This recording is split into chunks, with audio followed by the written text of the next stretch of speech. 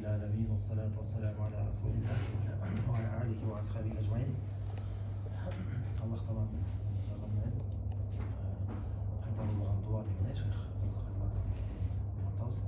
Бүгінгі сабақта біз şu duanın kabul болып отырған өзгеше уақыттары, өзгеше малдары бар. Сол туралы сөз болатын болса, ошол дуанын kabul болып отырған уақыттардың ең маңыздысы қайсы уақыт деген болсаңыз, қайсы уақыт?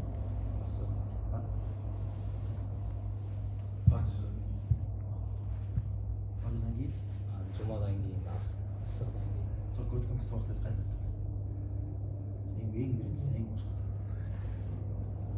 Дуа kabul болып отырған ең үшінші бөлігі, түннің ақырғы үшінші бөлігі. Ушул алдық азырча, ушул жөнінде сөз болғанбыз. Түннің ақырғы үшінші бөлігінде тахаджуд намазы оқыла тұрған уақытта, тахаджуд намазы қандай болады? Түнде адам ұйықтап, екі рекеттен оқыған намазы. Екі рекеттен оқып, дуаларды қылып, саждада, намаздың аяғында, намаздан кейін де көбірек Аллахтан зарбарып қайрылып оқыла тұрған намаз, тахаджуд намазы. Бағымда айтқан чейін, барлық ұйықтап малда, өзгеше татту болып отырған малда тұрып Аллах Тағалаға зарбарып адам қайрыла тұрған болса, дуа сөз түрде қабыл болады, сөз түрде қабыл болады екен. Бұған қайсы? Пайғамбарымыз саллаллаху алейхи ва саллям Бухари және Муслим деген хадисте, Абу Хурайра радиаллаху анхудан келген хадисте айтқан, біздің Раббыбыз түннің ақырғы үшінші бөлігінде ылдиқ аспанға түседі дейді. Ылдиқ аспанға түседі дейді. Башқа риwayatта Аллах Тағала түседі дейді. Аллах Тағала ылдиқ аспанға түседі дейді. Бұл дүниенің аспанына. Ана түсіп келіп не дейді? Кім маған дуа қылып отыр, мен аға жауап беремін дейді. Кім менен сұрап жатыр, мен аға беремін дейді. Кім менен кешірім сұрап жатыр, мен аны кешіремін дейді. Аллах Тағала үшінші ақырғы үшінші бөлігінде өзгеше қайырлы бізге қайырлы айтады. Аллах Тағала ошол бізге берген уадасы екен ошол уақытта. Демек ошол уақытты көп салбай, қолыстан келісінше әрекет қылып, ошол уақытта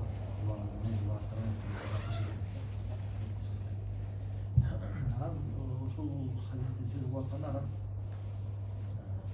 Аллах Тағаланың бийиктиги тууралуу, Аллах Тағала аршынын, тактысынын үстүндө экендиги тууралуу, Аллах Тағала асмандардын үстүндө экендиги тууралуу неге анткени бул хадистагы ошолордун бири болуп эсептелет. Ошол далилдердин бири болуп эсептелет. Демек Аллах Тағала ушул малда ылдиқ аспанга түшөт деп аткандан кийин эмне экен? Демек Аллах Тағала ушул мал ылдиқ аспанга түшөт, демек өзү каякта экен? Аллах Тағала үстүдө экен. Үстүдө деген далил. Аллах Тағала кээ бир адашкандар айткандай баардык жерде эмес, же Аллах Тағала бир жерде эмес, Аллах Тағала бар өзүнүн ошо кайсы өзүбүзгө бергендей аршынын тактысынын үстүндө, асмандардын үстүндө эң бийиксинде Ал-А'ла деген сурагы, саббих исма раббикал а'ла десе, эң бийик болгон Раббиңдин эң ысымын даңазала дейт Аллах. Эң бийик кандай бийик? Аллахтан кандай бийик? Өзүнүн заты менен да бийик, өзүнүн кадыры менен да бийик. Кээбирлер адашкандар кадыр менен эле бийик. Жок, бул бийиктик биякта айтып аткан баардык бийиктикти камтыйт. Адашкандар бир бийиктикти эле айтып, башка бийиктикти жокко чыгарып ташкан. Өзүнүн заты менен бийиктикти четке кагып, өзүнүн бул кадыр менен эле бийик деп айткысы келишет. Кадыр менен бийик депчи. Жок, Аллах Тағала өзүнүн заты менен дагы бийик, баардык нерсе нерсенин үстүндө туруп, баардык нерсенин бийик. Анан өзүнүн кадыры дагы, сыфаттары дагы бийик. Анан ушул бийиктиги тууралуу жөнүндө айтып атканда Жахми деген секта болгон деп айттык, Жахмилер деп коет. Жахмилер ислам мусулманбыз деп айткандардын арасынан эң биринчи болуп ислам тарыхында Аллах Тағала бийиктигин жокко чыгаргандар болгон. Жахми деген секта, Жахмилер деп коет, Жахмиттер. Ошол Жахми ибн Сафван деген анын шакирттери, ээрчигендери ошолор чыгып ушундай сөздөрдү айтып башташкандар. Ушундай сөздөрдү анын устазы болгон Жад ибн Дирхам деген болгон, анын шакирти Жад ибн ошол Жахми ибн Сафван деген Самаркандтан чыккан адамдар болгондар, ушундай адашкандар. Исламдын тарыхында эң биринчи Аллах Тағала бийикте эмес, ал менен бирге Аллах Тағаланын баардык сыпаттарын, ысымдарын жок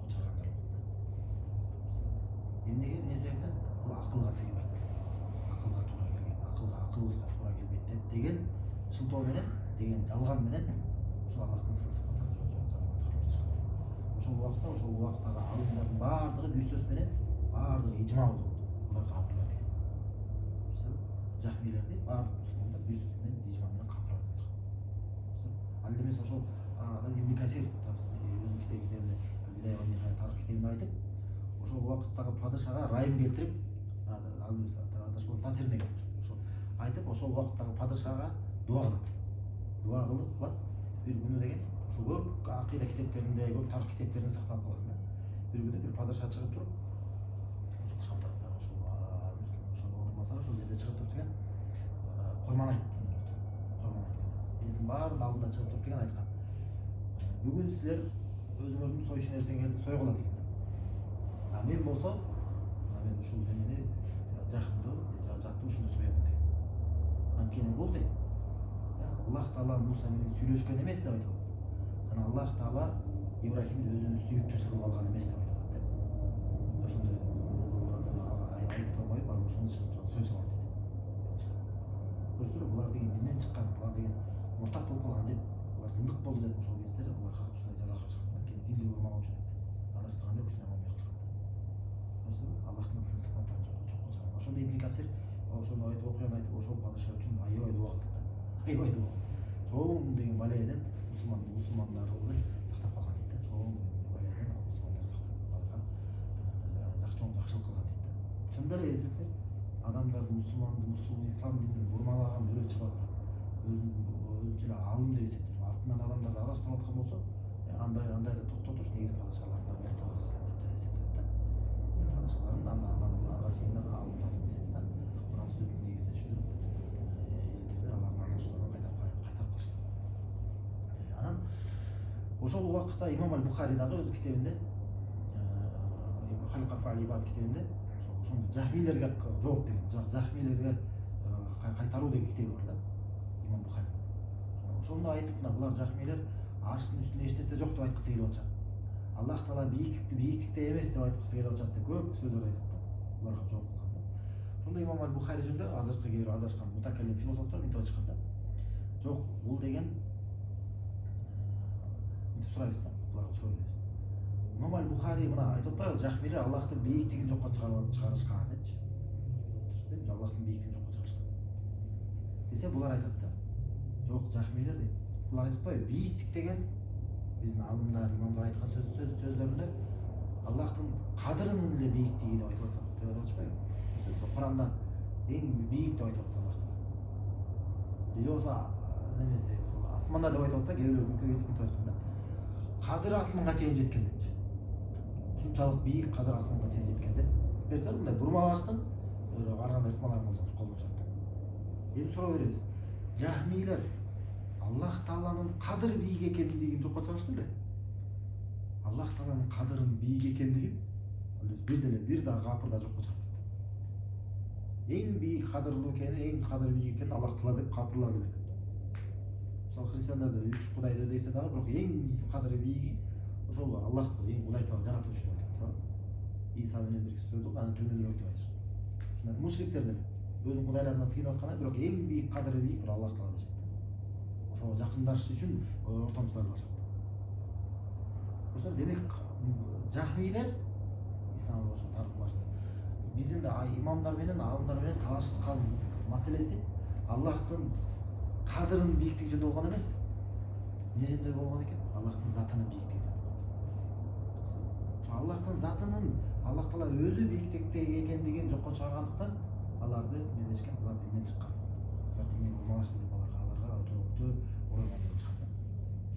Ошондон Аллах Таала Аль-Ала деген ысым бар. Аль-Али деген ысым. Бийик, эң бийик. Аль-Ала деген эң бийик. Аль-Али деген бийик. Ошо бийик дегенде кандай бийик экен? Аллах Таала кадырынын да бийиктиги, анан кандай бийик экен? Затынын да бийиктиги. Затынын да бийиктиги. Буга чындап эле бул нерсеге мындай Кур'ан сүннөттөгү далилдер дагы буга далилдат. Анан адамдын өзүнүн тубаса биздин табиятыбыз дагы ошо отат да. Дуа кылып атканда өйдөн өгөздөй умтулабыз да, жүрөгүбүздөн турабы. Анан ошого буга акыл дагы далил бар да. Бийигирээк турган нерсе мындай акылыбыз боюнча дагы жогорураак болуп эсептелет туурабы. Бийигирээк турган нерсе төмөнүрөөк турганга караганда артыкпы? Бийигирээк деген бул артык деп мындай баардык эле адамдар буга үч сөз менен айтышат да. Ошондон эң бийик турган Аллах Таала. Анткени жаратылган нерселердин Аллах Таала жаратылган нерселер кандай эмнелер жараткан? Асмандар менен жер жараткан туурабы? Алардын ортосундагы нерселер. Биздин үстүбүздө эмне турат? Биздин үстүбүздө биринчи асман. Биринчи асман. Ошо биринчи асманда Аллах Таала эмне? Болгон жылдыздардын баардыгы биринчи асманда. Канча световой год деп айтып эсептешет канчалык алыс болгон, канчалык бүт жылдыздын баардыгы канчалык алыс болсун, ошонун баардыгы биринчи асманда. Бул дүйнөнүн асманы. Ошо биринчи асман анткени Аллах Таала айтат: "Валакад зайянна самаа дуnya бил масабих." Биз бул дүйнөнүн асманын дейт, ылдыйк асманды чырактар менен кооздоп койдук. Демек ошондон кийин бул жылдыздар мына биринчи асман. Биринчи асмандан бүткөн соң анан анын үстүндө эмне турат? Экинчи асман. Экинчи нерсе биринчи асман жанагынчалык канчалык жылдыздар мына эң жакынкы бизге күндөн кийин келет. Жакынкы андан кийинки жакынкы жылдыз кайсы? Ошо андан кийинки жанагы Альфа Центавра деп кайсы бир жылдыз ошол бул күндөн кийинки бул деген 4 световой год деп эсептешет да. Бул кандай? Мисалы жанагы скорость света деп коет да. Нурдун ылдамдыгы. Мисалы сен жана фонарикти күйгүзсөң заматтар эжелет да могул жерге туурабы? Ошонун ылдамдыгы бар да. Ушундай ылдамдык менен катуу жүрүп, ошол нур кете берсе, элестер бир жыл жүргөндө ошондо бир световой год деп эсептелет. Бир жыл. Нурдун ылдамдыгы менен кете берип жүрүп, канча?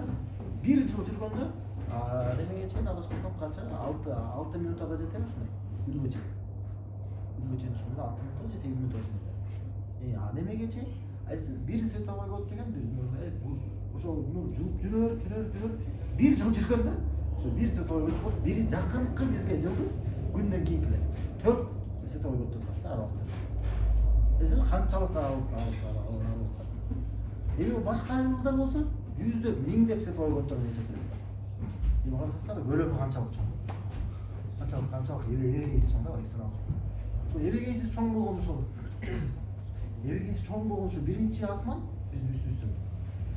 Андан кийинки экинчи асманга салыштырмалуу бир хадисте келет, хадисинде келет. Бир кичинекей шакекти бир чексиз чөлгө ташталгандай болот дейт да. Элестиңиз? Бир кичинекей эле шакекти чексиз чөлгө таштап салса, канчалык айырмасы канчалык болот? Ушундай эле дейт айырмасы. Экинчи асмандагы үчүнчү асманга салыштырмалуу ошондой дейт. Башка риваятында мына келет, бир кичинекей тыйынды дейт. Тыйынды бир чоң бир калканга таштап салгандай дейт. Ушундай риваяттар келет. Мындайча айтканда айырмасы өтө чоң. Андан кийинки экинчи асман, үчүнчү асман, төртүнчү асман, бешинчи, алтынчы, жетинчи асман болуп, жетинчи асмандын үстүндө эмне бар? Жетинчи асмандын үстүндө курси. Курси деп коет да. Курси, бул эмне? Курси деген эмне? Ошо арыштын ылдыйкы жагы. Арыштын ылдыйкы тарабы. Ибн Аббас радиаллаху анху айткан, Ибн Аббас. Мавдуэл кадамейн. Аллах Тааланын эки кадамынын орду деген. Орду жок деп атпайбы? Мына Ибн Аббас ал эмес эки кадамынын ордунда орду бар деп. Курсиде ошо айткан. Курси мына аятыл курси деп атпайбы? Курандагы эң улуу аят турат. Курси. Кимдин курси? Аллах Тааланын курси. Аллах Тааланын ошол аршынын ылдыйкы жагы бул курси. Курсинин үстүндө эмне бар деп айтылат? Суу бар деп айтылат. Суу бар деп. Суунун үстүндө анан эмне? Анан арш. Арштын үстүндө эмне бар? Аллах Таала. Махлуктардан жаратылган нерселерден бир нерсе барбы? Арштын үстүндө. Алла бергенде нерсе жараткан нерсе жок. Ошон үчүн буларды адашып айтат да. Сен Аллахты арштын үстүндө деп айтсаң, демек Аллахты бир махлук менен кочоп койдуң дегенди айтышат. Андай эмес, анткени арштын үстүндө махлуктардан жаратылган нерсе жок. Махлуктар болду мына ошо арш, анын аршынын астына болгон нерсе. Түшүнсүң? Арш болсо мына ошо Аллах Тааланын орду, Аллах Таала арштын үстүндө. Хадистерде пайгамбар саллаллаху алейхи анын айтат. Анын үстүндө асмандарды кошойт айтып келатып, анын үстүндө арш дейт. Анан Аллах Таала арштын үстүндө деп айтат. Ачык эле айтат да. Анан Аллах Таала жараткан махлуктардын арасынын эң чоңу, эң чоң жараткан нерсеси бул арш. Ошол тактысы. Анын көлөмүн дейт. Анын көлөмүн бир дагы махлук элестете албайт дейт. арышты эле биз махлукту элестете албайбыз. Аллах тааланы өзүн элестете алабызбы? Аллах тааланы өзүн элестетүүгө элестетиш мүмкүн эмес да. Бирок Аллах таала бизге кандай деп өзүн кабарлап берген болсо, ошондой деп ишенүүгө милдеттүүбүз. Бирок кандай экендигин элестете албайбыз. Бирок кандай деп өзүн кабарласа, ошондой экен деп биз кабыл алууга милдеттүүбүз. Эми арышты да карасаңыздар, арыштын демек кандай көлөм экендигин биз элестете албасак, демек кой бул арыш деген нерсе жок экен, жок. Арышты четке кагабыз, анткени биз элестете албайбыз да. Мунун чоңдугун элестете албайбыз десек болобу? Болбойт, анткени Куран сүннөттө келип атпайбы, туурабы? Куран сүннөттө келип атпайбы арыш айтылды. Келгендиктен биз кабыл алабыз, жана элестете албасак дагы чоңдугун, туурабы? Ошондой эле Аллах таала тууралуу көрсөтүр. Аллах тааланын мисалы заты, Аллах тааланын жүзү, мисалы Аллах тааланын эки колу, ушулар нерселерди биз элестете алабызбы? Элестете албайбыз, элестетиш мүмкүн эмес.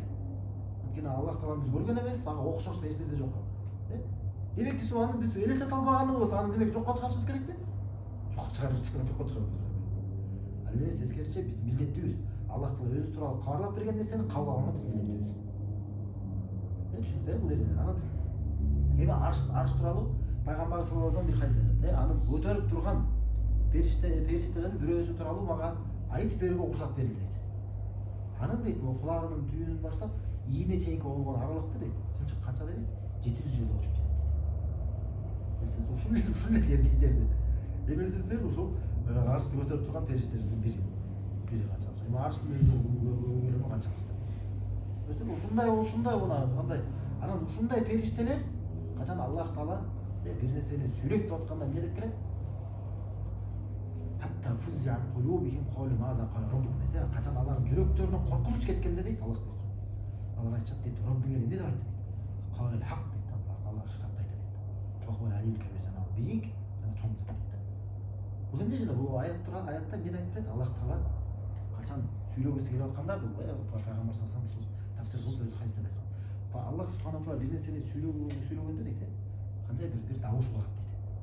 Ушундай бир чынжыр менен жанагындай тас бир ташка ургандай сыяктуу бир добуш болот дейт. Анан ошондо периштелер Аллах тааладан корккондуктан, Аллах таала болгон тазимден ошондо эмне алар эс учун жоготуп кулашат дейт.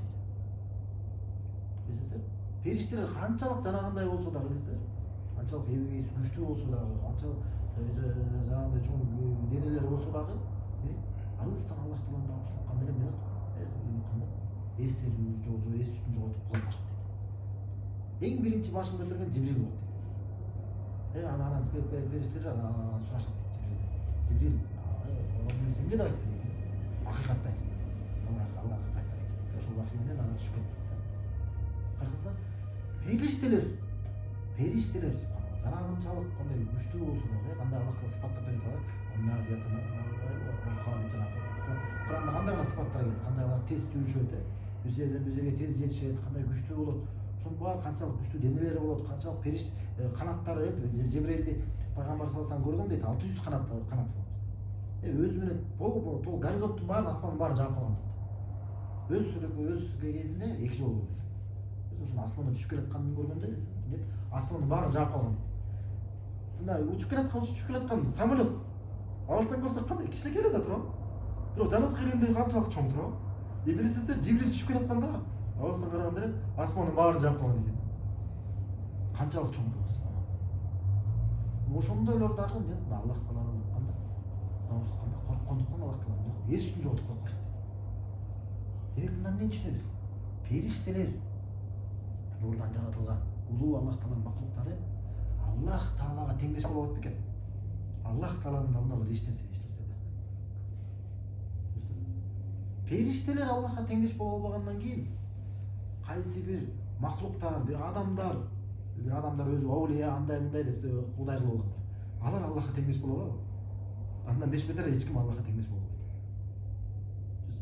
Периштелер жанагындай абал Аллах тааланын алдында жанагындай абал алыс болуп аткандан кийин андан периштеден төмөн болгондор кимиси теңдеш боло алат? Ошондуктан Аллах менен бирге кимге гана сыйынууга мүмкүн? Эч ким сыйынууга Аллах менен бирге сыйынууга эч ким татыктуу эмес. Анан ушундай эмне үчүн демек Аллах таала аршынын үстүндө өзүбүзгө кабарлап бергендей. Аллах таала Куранда айтат: "Ар-Рахману алал арши истава" дейт. Мээримдүү арштын үстүнө көтөрүлгөн дейт. Арштын үстүнө көтөрүлгөн. Эми ушул аят тууралуу дагы ушул аятта Аллах Таала Куранда бизге 7 жерде айтат. Куранда бир эле жерде айтылса, ошону кабыл алган милдеттүүбүзбү? Куранда бир жерде айтылган нерсени кабыл албай койсо эмне болот адам? Адам эмнеден чыгат? Туурабы? Бир эле жерде эмес, 7 жерде айтылып атат. Мээримдүү арштын үстүнө көтөрүлдү дейт. Мээримдери коллади халакассама самавати вал ард фи ситтати айями сумма става алал арш. Аллах Таала асмандар менен жерди 7 күндө 6 күндө жаратты дейт. 6 күндө жаратты, андан соң арштын үстүнө көтөрүлдү дейт. Кээбилер мынтип сурашат да, азыр арштын үстүндө болсо, аршты жаратканга чейин, асмандарды жаратканга чейин каякта болгон дейт. Эмне деп айтабыз? Имам Бухари китебинде айтканда, Аллах Таала жакшы мындай дейт. Имам Бухари сонун жооп берет. Бизде азыр айыпташат да силер вахабисиңер, Ибн Теймиисиңер деп. Биз Имам Бухарини айтып атабыз. Имам Бухаринин сөздөрүн айтып атабыз. Имам Ахмад сөздөрүн айтып атабыз. Биздин алымдар. Имам Бухари айтат, Имам Бухари. Эгерде сенден сураса дейт, асман менен жерди жаратканга чейин Аллах Таала каякта болгон? Аллах Таала каякта болгон дейт. Хадисте ушундай сыяктуу маани берет, суунун үстүндө болгон деп келет да. Суунун үстүндө. Анан ага чейин каякта болгон десечи? Ага чейин каякта болгон десе? Эң башкысы арштан жаратканга чейин жалпы ушундай суроолорду бере беришет го. Анда болсо кандай деп? Эмне деп айтат? Билбейм деп жооп бер дейт да. Билсең, эмнеге? Билбейбиз да. Аллах Таала бизге кабарлап бердиби? Аллах Таала тууралуу өзү айткан нерсени биле алабыз деп туруп далил келтирет. Вала юхитуна би шай'ин мин илмихи илля бима шаа. Аллах дейт, Аллах Таала каалагандан башка анын илими менен эч нерсени камтый алышпайт дейт. Аллах Таала кааладыбы биз ошол аршты жаратканча чейин каякта болгондугу тууралуу бизге кабарлап айтып бердиби? Каалаган жок, айтып берген жок. Демек Аллах Таала каалаган жок, аны биз илимибиз менен камтый албайт экенбиз. Бирок суроо биздики аны эмес. Асмандар менен жерди жараткандан кийин кайда? Биз алардан кайда сурайбыз. Асмандар менен жерди жараткандан кийин кайда? Арштын үстүндө бизге айтып атат. Көрөсүзбү? Аллах Таала Куранда айтып атат. Ал асмандар менен жерди эмне 6 күндө жаратты, андан кийин андан кийин арштын үстүнө көтөрүлдү. Ага чейинки жөнүндө сөз кылган жерибиз жок. Ага чейинкини Аллах Таала өзү жакшы билет. Биз андан кийинки жөнүндө сөз кылабыз.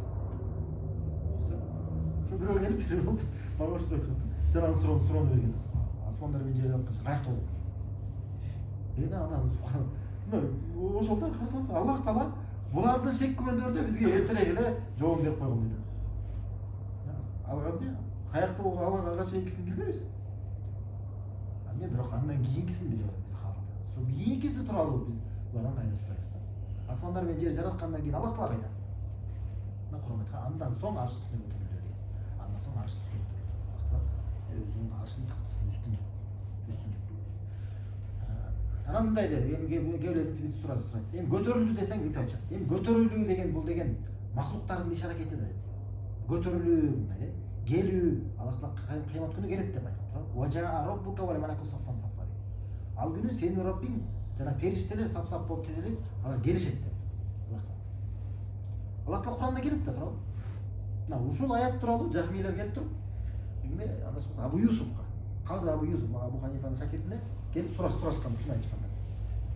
Роббиң келет деп айтса дейт, жахмил сага келип туруп, Аллах Таала келбейт деп жокко чыгарса дейт. Аллах Таала келүүсү мүмкүн эмес. Анткени бул келүү, бул махлуктардын иш аракети. Бир жерден бир жерге жылуу, мындай нерсе бул махлуктардын нерсе менен сыпатталат. Аллах Таала махлук эмес. Бул халик, бул жаратуучу. Демек ал келбейт деп айтса, мынтип жооп берет. Периштелердин келүүсүн жокко чыгарган, бул ким болот? Кыямат күнү Аллах Таала периштелер келет деп атпайбы, сап-сап болуп тизилип турабы? Өзү ошондон сура дейт жахмил. Периштелер кыямат күнү келбейт деп айтса, өкүмү кандай? Ким болот? Капыр болот. Кур'анда келгенде жокко чыгаратпайбы? Турабы? Кур'анда Аллах Таала айтып атса, жок келбейт деп жокко чыгарат, турабы? Анда ошол жооп берели анда буга.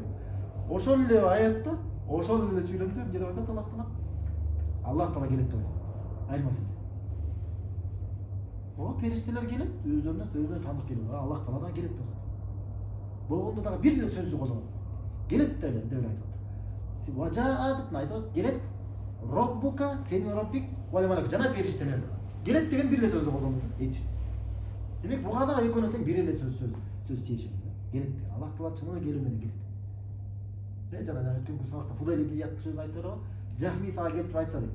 Мен ушундай Роббиге ишенбейм, мен бир жерден бир жерге жылып туручу дейт да. Десе сен ага эмне деп айткың деген? Мен каалаганын кылуучу Роббиге ишенем деп айткым. Каалаганын кылуучу. Кааласа кыямат күнү келет, кааласа арш үстүнө көтөрүлөт, кааласа ылыйк асманга чыгып турабы? Мен каалаганын кылуучу Роббиге ишенем деп айтты. Ал ушундай айтып берет да, мен ушундай биздин Кудайыбыз болсо бир жерден бир жерге жылбайт, бир жерде бир нерсе болбойт, андай деп ар кайсы нерселерди Кур'ан сүннөттө келбеген нерселерди айтып беришет. Биз айтабыз, биз ушундай Роббиге ишенебиз, каалаганын кылуучу. Каалаганын кылуучу. Валиллаху яфалу ма юрид дейт, Аллах Таала каалаганын кылат дейт. Каалаган нерсесин кылат турат. А кимге Аллах Таала тыя? Ким Аллах Таала тыя болот дейсиң. Эми мына бул жакта айтып атпайсызбы, Аллах Таала кыямат күнү келет деп атабыз. Аллах Таала арш үстүнө көтөрүлөт. Анан Аллах Таала ылдый асманга чыгып. Ушулар Аллах Тааланын иш аракеттери. Кыймыл аракеттери. Эми ушуларды биз айтып атсак, же ошондой эле мисалы дагы сыпаттар бар. Мисалы Аллах Тааланын жүзү бар. Биз кыямат күнү Аллах пайгамбар саллаллаху алейхи вассаламда дуа кылат эле. Аллах Таала сенин жүзүңдү көрүүнүн лаззатын бер деп сыпаттап дуа кылат эле. Ошонун жакшылыгына, ошого жетүүгө сенин жүзүңдүн көрүп ошо сыймыктанууга, ошо султанууга, ошонун мүмкүнчүлүгүн бер деп Аллах Таала дуа кылат эле. Биз Аллах Тааланын жүзүн көрсөк деп умтулабыз да турабы? Лиллазина ахсану хусна ва зиядат. Жакшылык кылуучулар үчүн жакшылык болот дейт, жана эмне болот дейт? Кошумча дейт. Кошумчанын тафсирде эмне деп айтышкан? Аллах Тааланын жүзүн көрүү деп айтышкан. Пайгамбар саллаллаху алейхи вассалам силер Роббуңерди көрөсүңөр дейт. Ушул айды көрүп тургандай сыяктуу деген. Айды көрүп тургандай сыяктуу. Жана бири-бирлерге көрүүдө тоскоолдук жаратпай салат деген. Пайгамбар саллаллаху алейхи вассалам аны айтып атат. Айды көрүп тургандай. Айды көргөнүбүз анык. Ошондой демек Аллах буякта пайгамбар саллаллаху алейхи вассалам булар келип айтат, мынтип айтат да. Не, Аллахты айга окшоштурган келип атабы дейт да. Аллахты айга окшош эмес, булардын кандай айыптоосу пайгамбарга каршы дагы айыптуу да. Анын сөзүнө каршы. Эмнени окшоштурган пайгамбарсын? Көрүүнү окшоштурган. Айды көрөбүз, анык эле турабы? Айды анан кайсы тараптан көрөбүз? Үстүбүздө турабы? Демек ошондой эле пайгамбар Аллах субханаху ва таала үстүбүздөн көрөбүз. Үстүбүздөн. Демек бул дагы Аллах Таала үстүндө экендигин далилдеп да. Бейиште. Мына монтип жооп берсек, ушундай өзүнчө эле акылдуу боло берген, акылман боло берген философтор болчу. Мына Аллах Тааланын жүзүн жокко чыгарышат да. Аллах Тааланын жүзү жок деп айтышат да. Мынтип айтса, мен Аллахтан сурайм, сен Аллахтын жүзүн эч качан көрбөй калсаң экен деп. Ушинтип сураса, ушинтип айтса, ачууланат да, жинденет да. Андай айтканда, сен ачууланган акың жок депчи. Эмнеге ачууланасың? Сен ишенимиң боюнча Аллахтын жүзү жок да. Сен ачууланган акың жок дейсиң сен. Көрсө ага кайра нааразы болушат да. Көрсөңөр, демек өздөрүнүн табиятында мындай ичинде түпкүрүндө, мындай жүрөгүнүн түпкүрүндө алар кабыл алышат мунучу. Бирок тилдери менен текебирленип четке калат да. Фираун болчу. Фираун дагы Аллах Таала айтканда важахаду биха вастайканат анфусухум. Алар аны четке кагышты дейт. Улуу дейт, алар текебирленип, үстөмдүк кылып. Бирок жүрөктөрүндө алар напсилерин аны якын же бекем ишенип турушат дейт. Калпалар адашкандар ушундай болот да. Жүрөгү менен түпкүрүндө сынык сен айтып аткан туура экенин билип турушу мүмкүн, бирок текебирленип кабыл албай калат дейт да. Фираун да ошондой. Булар эми ана ошондой эле булар Аллах Тааланын сүйөт экендигин да жокко чыгышат да. Анткени айтат, сүйүү деген бул дагы махлуктардын сыпаттары. Сүйүү деген бул бир нерсеге сен ашык болуп калып, ошого жетпей, ошого жеткенде сен толук болуп калган, ага жеткенге чейин сен кемчиликтүү болуп турганың деп ар кандай философия ушундай кире беришет да. Адаштырып элин бирок айтып атат да Аллах Таала сүйөт экенин турабы? Кур'ан сүннөттө айтып атат да Аллах Таала сүйөт экенин. Инна салика хуббака дейт Аллах пайгамбар саллаллаху дуа кылат. Аллах Таала мен сени сүйүүңдү сурайм дейт. Ва хубба ман юхиббука, жана сен сүйө тургандарды сүйүүнү сурайм. Ва амал аллази юсил ила хуббук, жана сенин сүйүүңө алып келе турган амалдарды сүйүүнү сурайм. Аллах Таала сүйөт экендиги Кур'анда дагы келет. Эми ошол Аллах Таала сүйөт экендигин айтып атканда, булар айтат, жок Аллах Таала сүйбөйт дейт. Анткени сүйүү бул махлуктардын сыпаты дейт.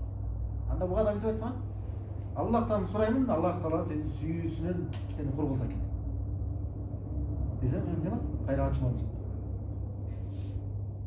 Ачууланган акысы жок да. Аллахтын сүйүүсү жок деп атса, Аллах Тааланын жүзү жок деп атса, Аллах Таала чыныгы сүйлөө менен сүйлөбөйт деп атса. Булардын сөзү боюнча чыныгы сүйлөө менен сүйлөйт. Аны угууга мүмкүн болгон. Андай сүйлөбөйт булар сүйлөсө Аллах Таала сүйлөйт. Эми ал Аллах Таала сүйлөгөн тууралуу дагы чоң тема да. Анан жалпысын айтканда качан гана Аллах Таала өзүн Кур'ан сүннөттө бирдеме деп сыпаттап алсын, сөзсүз булар ошентип сен айта турган болсоң Аллахты макулук окшоштурган болуп каласың. Демек антип Аллахты сыпаттаган болбойт. Айтып айта турган болсоң бул адашуу болот. Анан бул Аллахты макулук окшоштурган болот. Бул деген капырчылык болот деп элди коркутуп кайтарып жүрөт.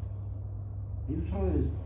Анда эгерде ушул сыпаттар менен Аллахты сыпаттоо бул эмне болсо, бул эгерде капырчылык болсо, бул тажсим болсо, Аллах Таалага эмне ташбих, макулук окшоштуруу болгон болсо, анда Кур'ан менен хадистер бул эмне? Аллахты окшоштуруу китептер экен да, туурабы? Кур'ан бул Аллахты окшоштуруунун китеби экен да. Булардын эмеси айыптоосу боюнча, туурабы? Жок, андай эмес, эч качан андай эмес, эле. Качан окшоштуруу болуп эсептелет? Качан бирөө бүтүп айтса, Аллах Тааланын колу мисал, баланчанын колу сыяктуу деп айтса. Бунун жүзү, мына Аллах Тааланын жүзү мунун жүзү сыяктуу деп айтса, сыяктуу деп окшоштурса, ошондо окшоштурот. А качан кимдир бирөө айтса, Аллахтын жүзү бар, макулуктун жүзү бар. Бирок Аллахтын жүзү өзүнүн улуулугуна таандык. Макулуктарды окшош эмес. Макулуктардын эч кимдин жүзү Аллахка окшош болуу мүмкүн эмес. Деп айтса, бул окшоштуруу. Бул окшоштуруу эмес. Бул окшоштуруу эмес. Бул кайра тастыктоо болот. Аллах Таала карасаңыздар, Аллах Таала барбы? Мисалы бар. Аллах Таала бар затпы? Барбы?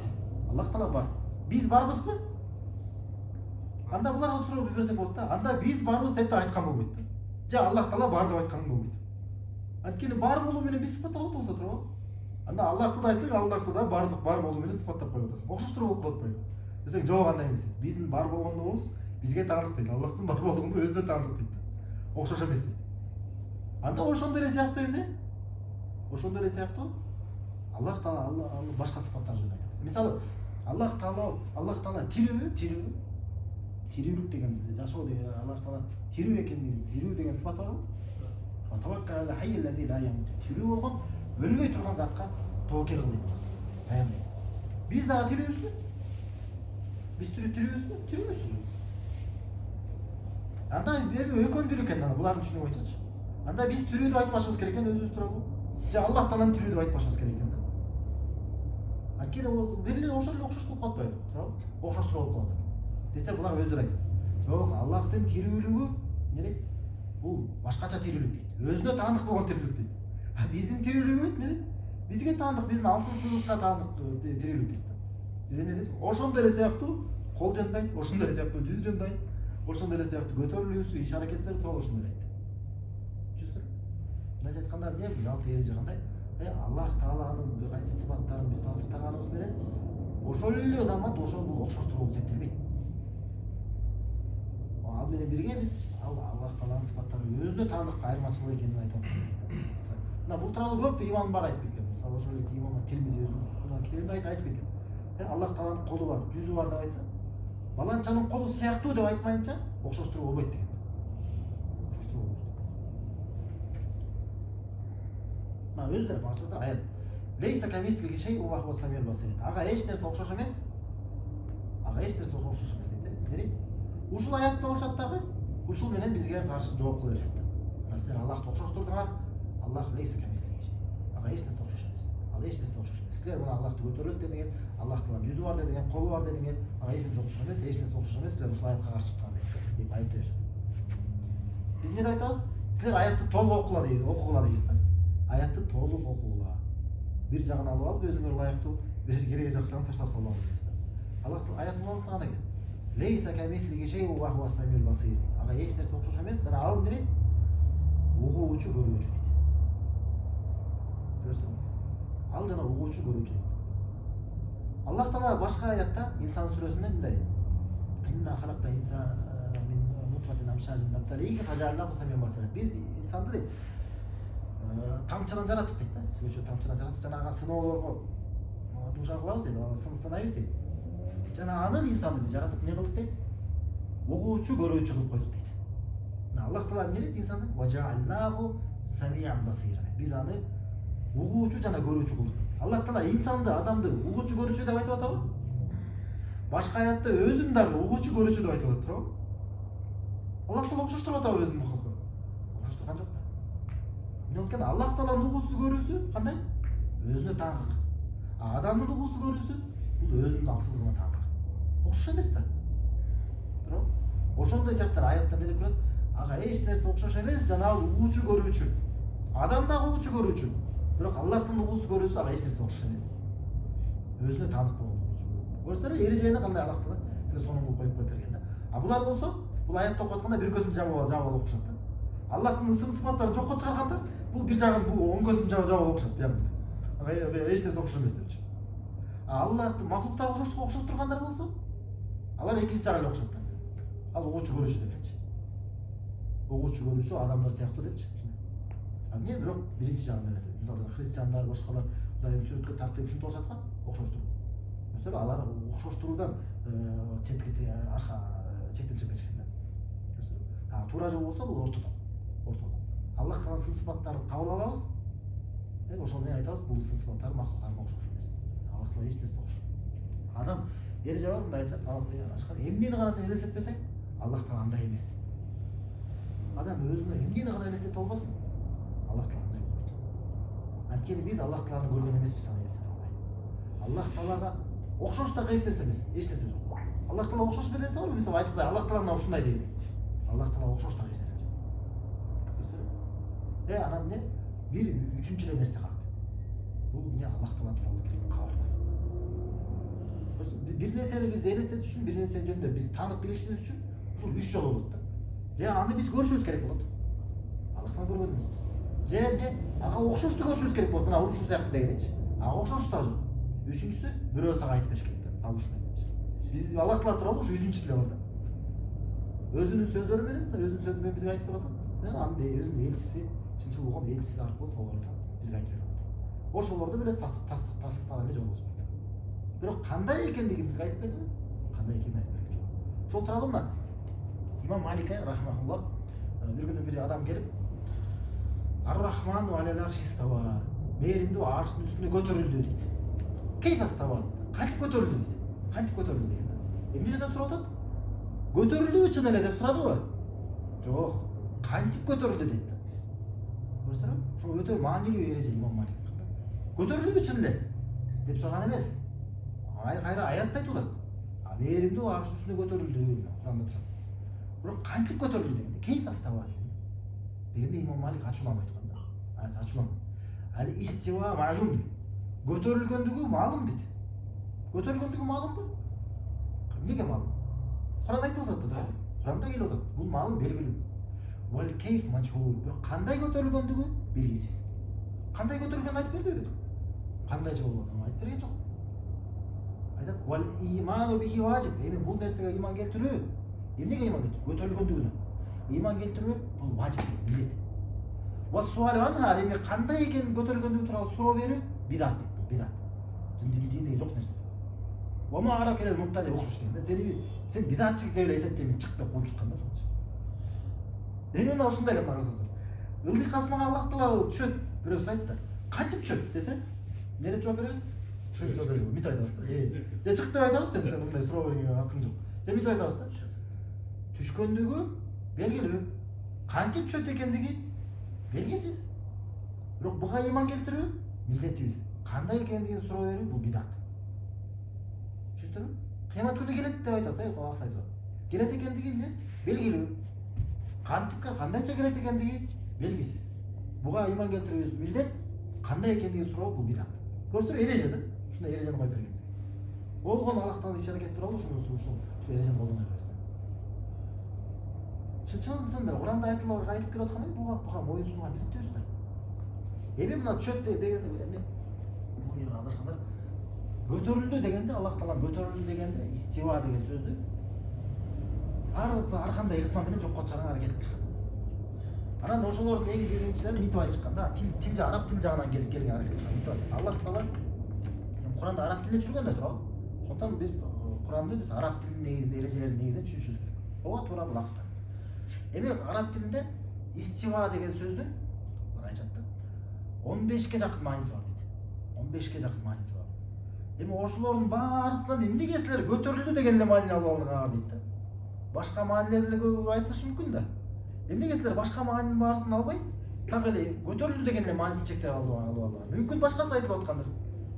Башкасы айтылган болсо биз адашып калышы мүмкүн да туурабы? Эмнеге силер так эле ушул эле маанини чектеп койдуңар? А биз болсо мына бирөөсүн дагы чектебейбиз дейт. Маанисин Аллахка эле тапшырабыз дейт да. Маанисин Аллахка тапшырабыз. Аллах Таала өзү билет эмнени айтып атканын. Мына көрсөң, биринчи ушундай булар философтордун ушундай жолу бар. Тафвид деп коет. Аллахка тапшырат деп коет да. Аллах Таала Куранда бирдеме айтып атса, билбейм, Аллах Таала өзү билет эмнени айтып атканын деп коюшат да. Атайлап өзүн Курандын маанисине жеткире калышат да. Мындай катышат да. Үчүнчү. Аллах Таала бизге биз түшүнө албагыдай Куранда түшүргөндөй да бизгечи. Карасаңыздар, Аллах Таала биздин акылыбызды ким жараткан? Аллах Таала жараткан да туурабы? Эми Аллах Таала ошо биздин акылыбызга туура келбеген, акылыбыз менен түшүнө албаган Куранда түшүрүшү мүмкүнбү бизге? Бул мүмкүн эмес да.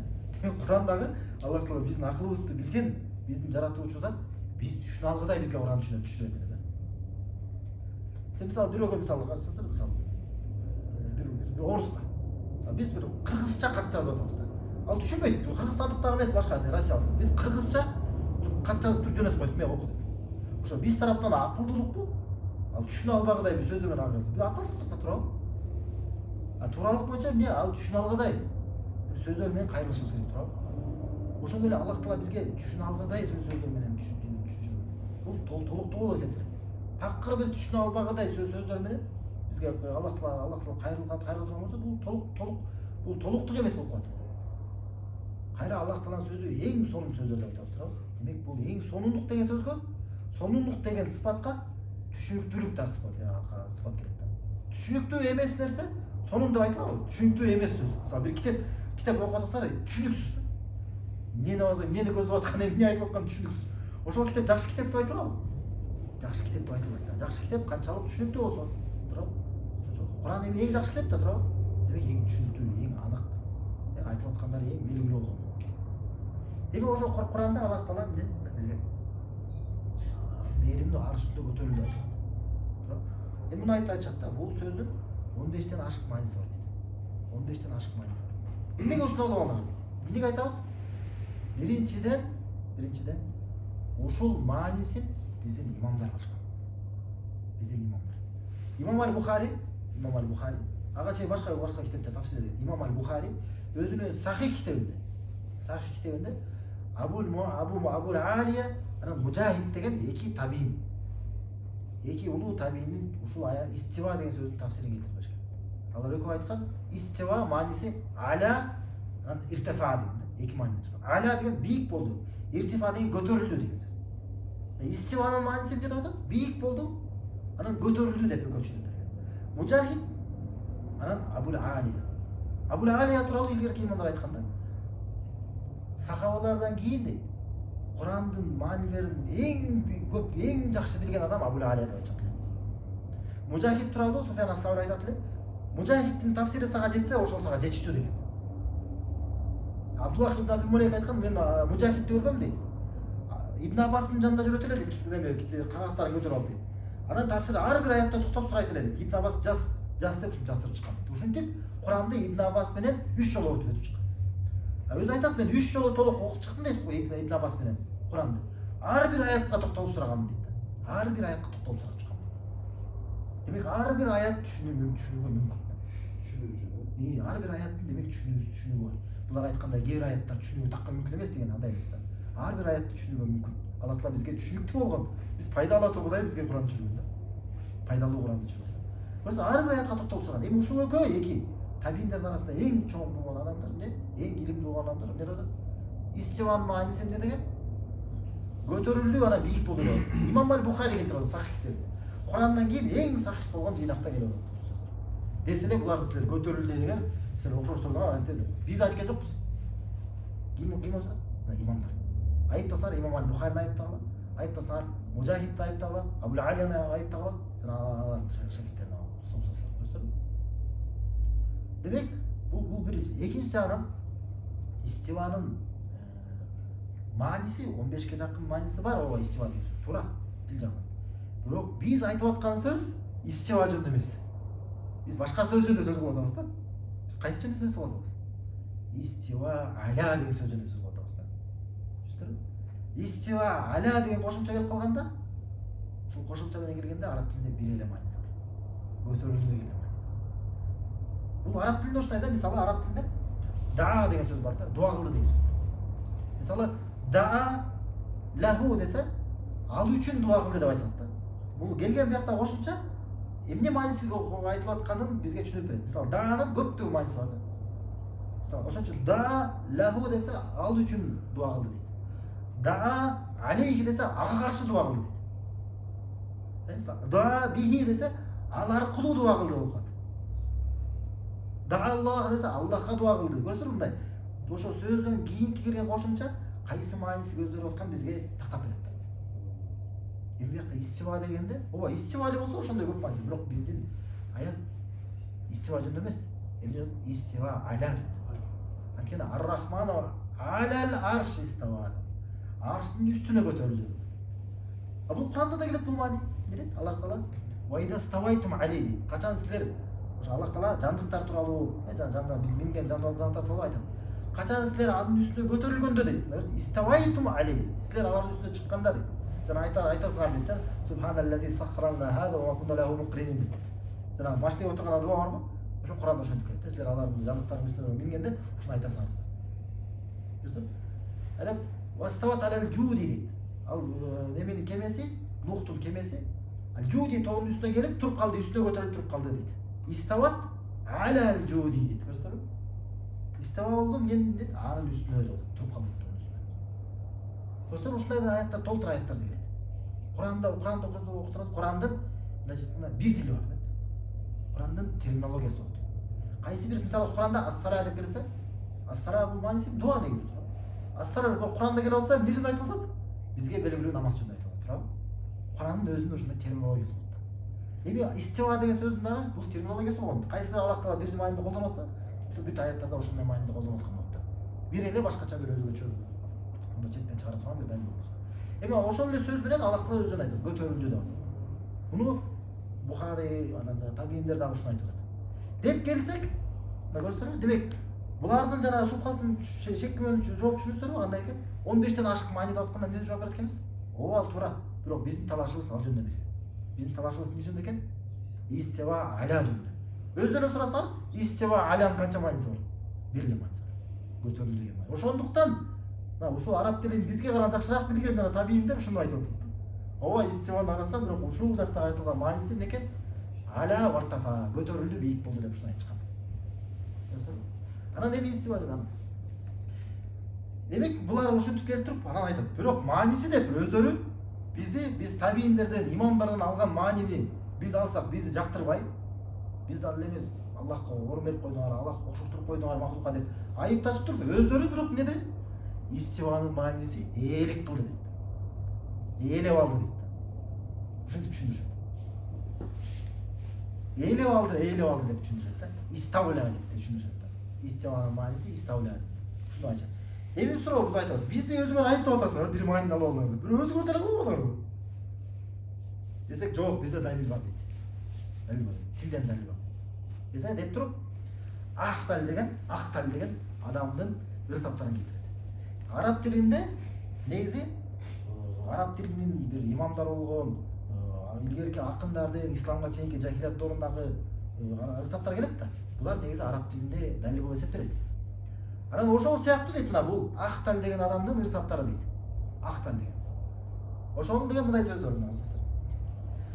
Qad istawa Bishrun ala al-Iraq min ghayri sayfin wa damin mihraq деген ырса бар да. Бишр дейт. Иракты истава кылды дейт. Истава кылды дейт. Демек бир дагы кылыч урбай, бир дагы кан төкпөй дейт да. Истава кылды деген эмне деген мааниси? Демек басып алды, ээлеп алды деген маани дейт. Демек көрсөңөр, иставаны дейт, ахтал деген ээлеп алды деген мааниде колдонбодубу дейт. Демек көрсөңөр, араб тилинде ушундай мааниси бар деп туруп жалаң колдонушат да. Эмне деп жооп беребиз биз? Биринчиден, ал ахтал деген бул өзү христиан болгон. Бул христиан. Экинчиден, бул жахилият доорунда эмес. Бишр деп айтып атпайбы? Бишр ибн Марван, Абдул Малик ибн Марван. Умавийлердин убагында болгон бул деген деги сахабалардан кийинки доордогулар болгон адамдар. Эл айтат да ушинтип да далил алаштырышат эл. Жахилияттын ырсаптары, ооба христиан дейт, бирок жахилияттын ырсаптары далил дейт. Бул жахилиятты орундаг эмес, түшүнүсүңөрбү? Кийинки бул. Кийинки сахабалардан кийин табииндерден ошол убакыттагы болгон бир христиан болгондо да алкаш христиан болбойт деп айтат. Эми ушул алкаш христиан болгондо дагы ошондо дагы ушул айтып келген сөзү дагы тасыкталган эмес да, сахих эмес. Андан бул сөзү сахих да болуп келбейт ошондочу. Ошол христиандын сөзү алкаш и то сахих эмес сөзү Бухари, Абул-Алия, мужахиддер сөздөрүнөн дагы артык болуп калдыбы? Субханалла, булар кимди ээрчишет да?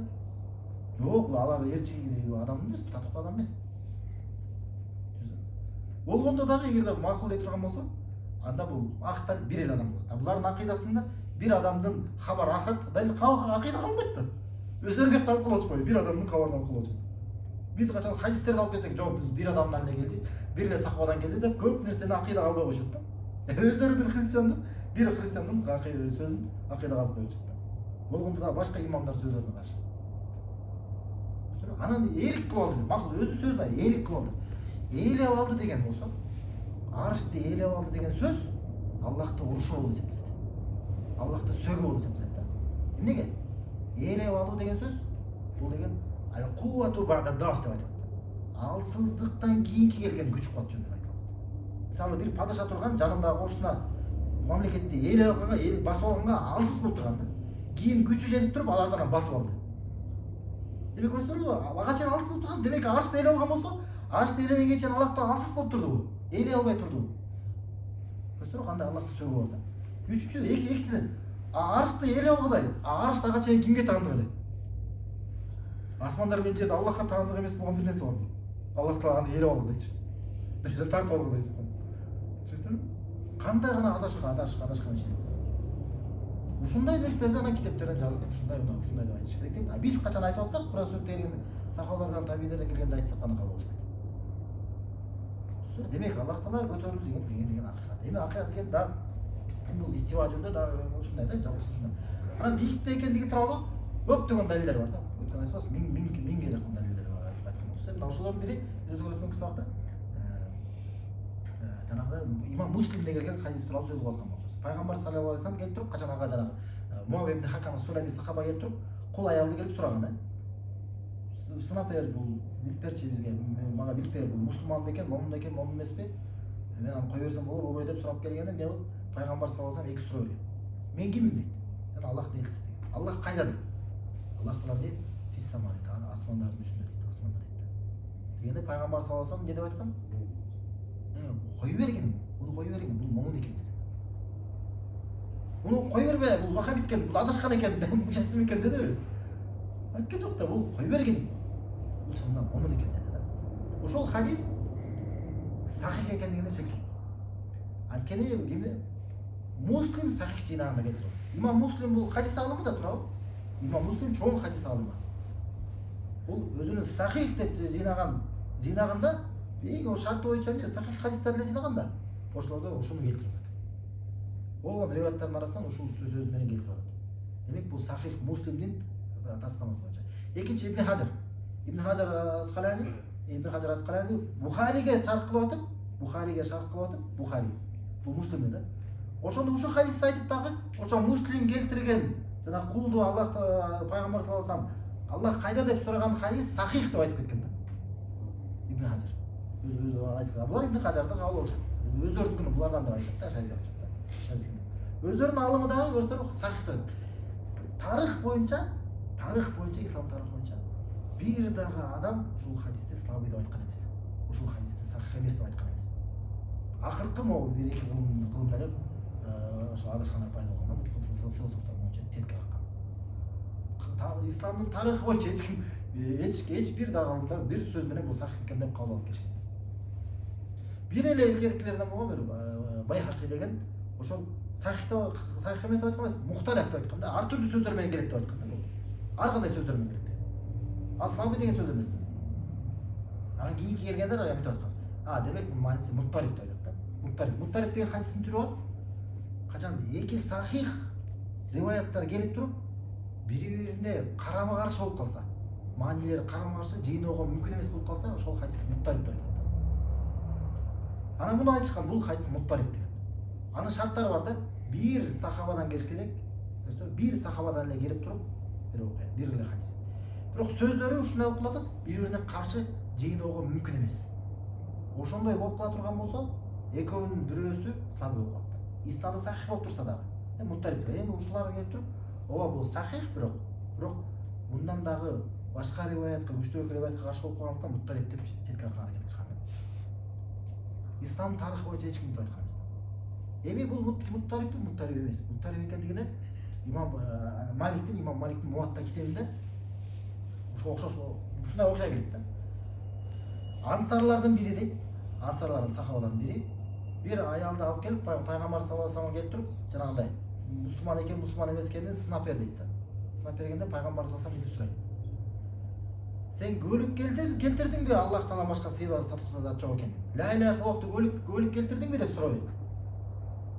Дегенде ооба дейт да. Ооба дейт, анан кой бергин дейт да. Демек айтышат, булар айтат да. Ушул сөзү турараак дейт да. Тигил болсо ал туура эмес дейт.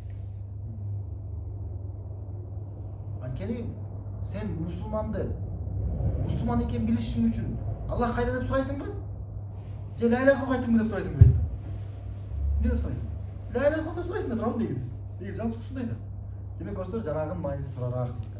Бирок ошол эле имам Маликте булар жашашат. Ушул хадистин эле астында берки хадисти да келтирет да. Аллах кайда дегенди да келтирет да. Имам Малик өзү.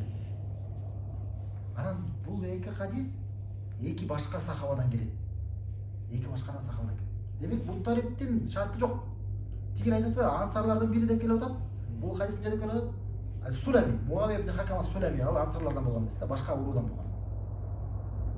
Ансарлар бул Хазраж менен Аустар да, ал башка. Демек эки башка окуя. Бир эле окуя ар кандай сөздөр менен келип калса, бири-биринен каршы болуп калса, ооба бирөөсүн ташташыбыз керек эле да. А бул эки башка окуя. Эки башка сахабанын окуясы да.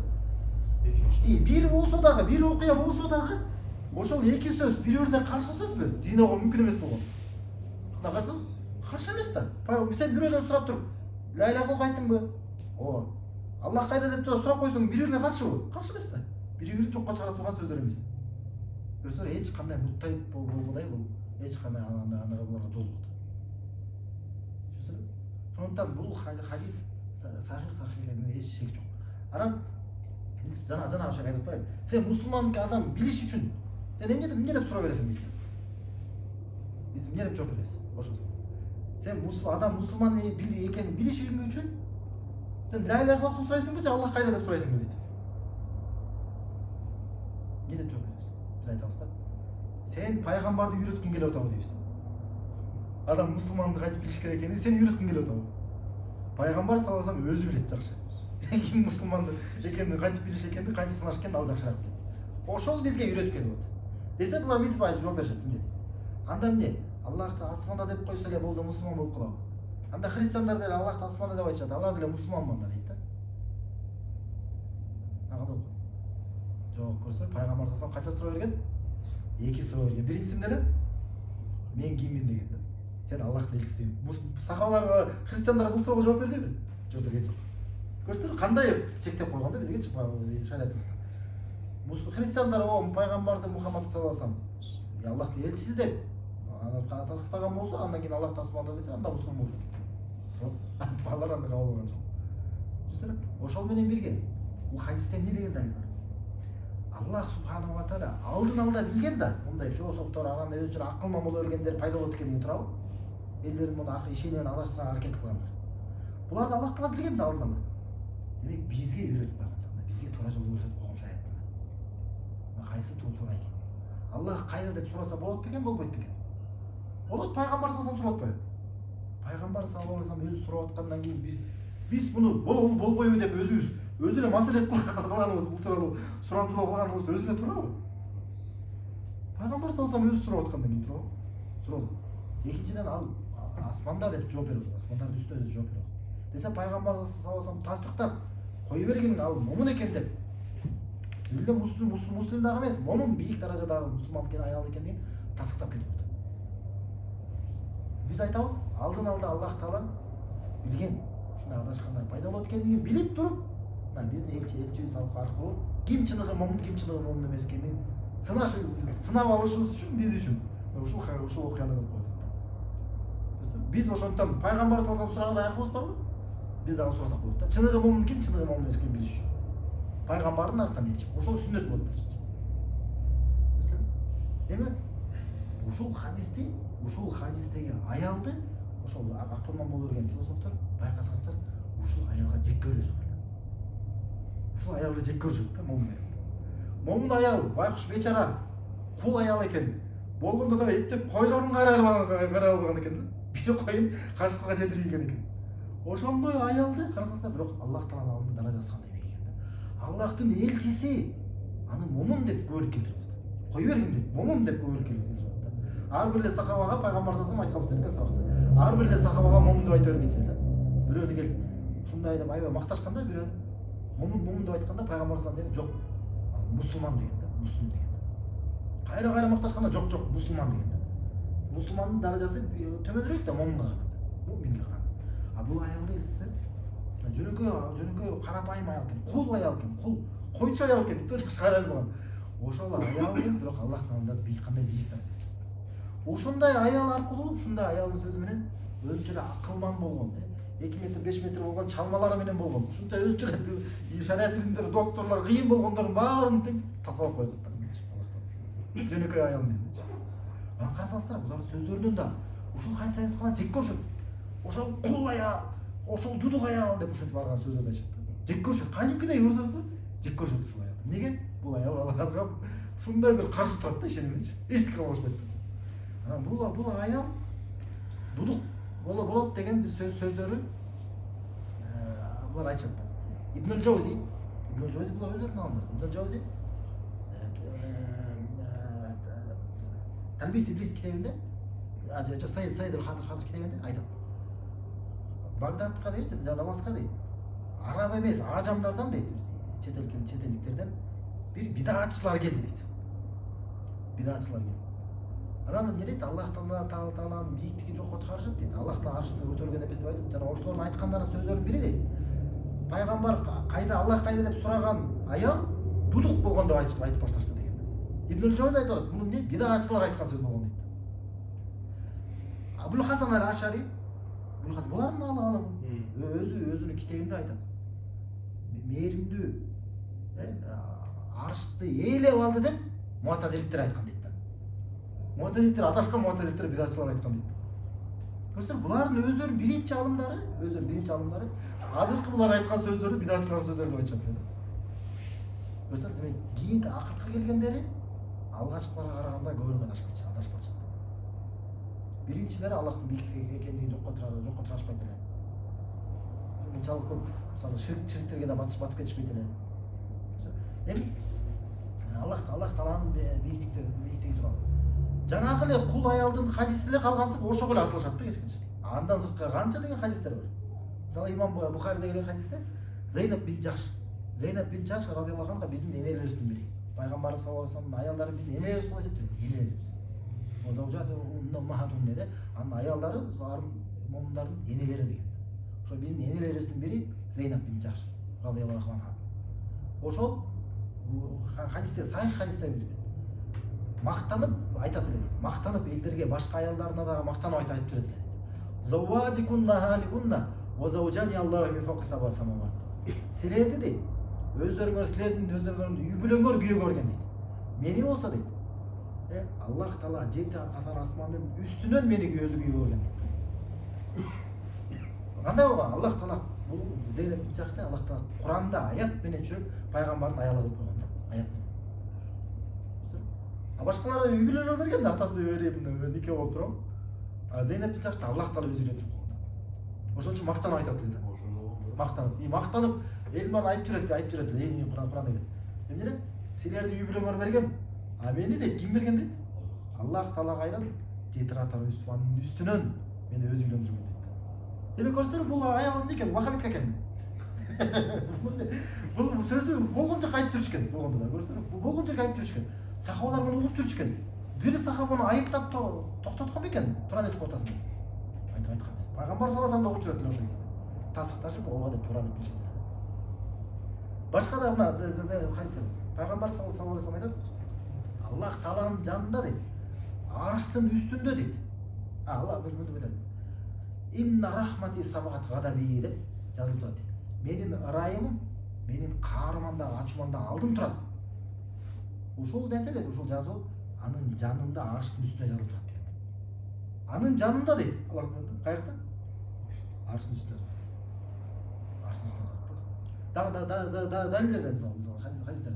Абу Бакр радиаллаху анху качан Пайгамбар саллаллаху алейхи вассалам кайтыш болгондо, кандай абал болгон билесиздер? Пайгамбар саллаллаху алейхи вассалам кайтыш болгондо ачууга алдырып, Умар дагы ким азыр өлдү десе мен башымды уям деп ушинтип туруп калган абал болгон да. Ошондо Абу Бакр кирип чыгып Пайгамбар саллаллаху алейхи вассалам тастап жекесин өтүп чыгып анан элге чыгып анан кутба кылган да. Кутба кылып элдин алдына чыгып эмне деген? Ким эгерде Аллахка манкана я'будуллах дейт. Ким эгерде Аллахка сыйынып жүргөн болсо, fa innalloha hayyun fis sama la bilче.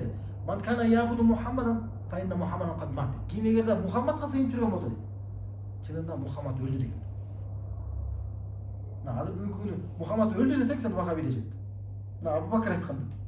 Аллах Таала Куранда айткан. Иннака мейютун, сен чында өлөсүң. Ва иннахум мейютун, алар дагы өлүшөт деген. Пайгамбар саллаллаху алейхи кайтыш болгон. Эмне? Абу Бакр да чыгып айтты. Ким эгерде Мухаммадка сыйынып жүргөн болсо, чынында мен Мухаммад өлдү деген. Ва ман кана я'будуллаха фа инналлаха хайюн фис сама ла ямут. Ким эгерде Аллахка сыйынып жүргөн болсо, чынында Аллах Таала тирүү, асмандардын үстүндө эч качан өлбөйт деген. Mesela İmam Bukhari'nin sözü mü lan? Asmanların üstünde de tiriyor eç kachon.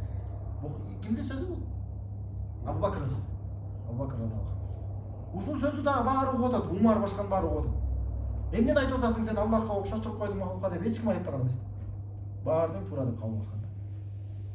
Көрсөңүр ушундай пайгамбар саллаллаху алейхи вассалам бир кайсыдан айтты. Бир мушрикке жолукту. Жолукканда сенин канча кудайың бар дейт. Мен 7 кудайым бар дейт. 7-өөнө сыйынам дейт. 6 жерде дейт, бирөө асманда дейт. Сен кыйын абал болуп калганда, ушунчалык кыйын болуп калганда кимге сыйнасың дейт. Асмандагы дейт. Ошондо айтканда пайгамбар түшүндүрүп, анда мындай учурда деле ошого эле сыйынбайсыңбы деп түшүндүрүп алган, исламга чакырганда исламга кабыл алган да. Эми ошол да көрсөтүрбү мына, ошол да мушрик болсо да көрсөтүр. Аллах Таала асманда экен деп тасыктаган экен да. Пайгамбар саллаллаху алейхи вассалам жанагысында Алла тасыктап жанагы окуяда айтып атты, үстү экен. Биздин амалдарыбыз Аллахка көтөрүлүп барат деп атабыз. Куран Аллахтан бизге түшөт экен деп атабыз. Куран түштү деп атпайбыз туурабы? Куран түшкөнбү? Өйдөрү мындайга чоктойбу. Эгер Аллах Таала үстүдө болбосо эмнеге түштү деп айтып атабыз? Түшүнүңүзбү? Ар тараптан келсек, мына далилдер толтура. Аллах Таала үстүдө экен. Миңдеген далилдер бар. Ал эмес Имам Az-Zahabi өзүнүн Улу Алил Кабир деген китеби бар. Бийик чоң заттын Улул Гаффар дейт. Бийик кечиримдүү заттын бийиктиги деген китеби бар да. Ошол китебинде ар бир кылымдагы көптөгөн жүздөгөн алымдардын сөздөрүн келтиришет. Аллах Таала бийиктикте экенин айткан. Билесиздер? Ар бир кылымда биринчи кылымдан баштап баардык сөздөрүн айтып, өзүнүн ордуна чейин айтып койгон. Анан имам Ибн ал-Кайим ал-Жавзияда Ижтимаъ al-Julus al-Islamiyya деген китеби бар да. Ошондо ал дагы болгон далилдерди келтирип, ал эмес жандыктардын дагы жаныбарлардын дагы сөздөрүн келтирет да. Курт кумурскаларда ошолор дагы тасыктаган эмелер. Куранда жана айткан сөздөрүнө башка хадистерден келген эмелерде ошолордун бери баары тең Аллах Таала асманда бийиктик экенин тастап атат. Мен жалпысынан айтканда ошол мына бийиктик тууралуу мына акыркы 2 сабакта сөз кылдык. Иншалла бүшүп болсо, бир маанилүү маселе. Анткени бул Аллахка иман келтирүүгө болгон байланыштуу. Аллахтан кандай экендигин бизге иман келтирүү. Аллахтан иман келтирүү бул имандын эң биринчи шарты туурабы? Имандын эң биринчи түркү, алты түркү. Эми Аллахка иман келтирүү бул эң маанилүү. Ошондон Аллахка иман келтирүү кандай болуш керек? Куран, сүннөттө кандай айтылган болсо ошондой болуш керек да. Эми Куран, сүннөттө мына ушундай айтылып атат. Аллах Таала бийиктикте экен. Аллах Таала өзү бийиктикте. Өзү бирок илими болгон жакта. Илими кудурети болгон жакта. Өзүнүн заты менен арштын үстүндө бийиктикте. Ушул тууралуу имам Абу Ханифадан да сөз келет. Бул кандай чат дегенде мынтип айтат. Абу Ханифа чист болбойбу? Айтат. Сен бирөөгө Куранда мен силер мененмин, мен ал экөө болбосун мен үчүнчүсүмүн деген сыяктуу сөздөр келет да. Бул кандай дегенде мындай дейт: сен бирөөгө кат жазып атканда мен сен мененмин деп кат жазасың да туурабы? Мен сени колдоймун, мен сени менен ушундай сыяктуу дейт. А өзү болсо бийликте. Өзү болсо бийликте. Эгерде бүт жерде болгон болсо анда мындай туалетте дагы, мусор жакта дагы, ошол жакта да болуп калат. Жок, эч бир жерде эмес дей турган болсо, эч бир жерде эмес бул эмне? Бул жок нерсе. Жок нерсе. Эч бир жерде жок, ар бир мына сөз бир бар болгон нерсе сөзсүз бир жерде болот. Эч бир жерде жок болгон нерсе бул эмне? Жок нерсе. Булар Аллахты махлукка окшоштурабыз деген жалган нерседен качабыз деп Аллахты жок нерсеге окшоштурууга түшүп калышкан. Ушундай Аллах таала адашмаса сактаган болсун. Барысы туура чынында туура акыйдага бекем болсун.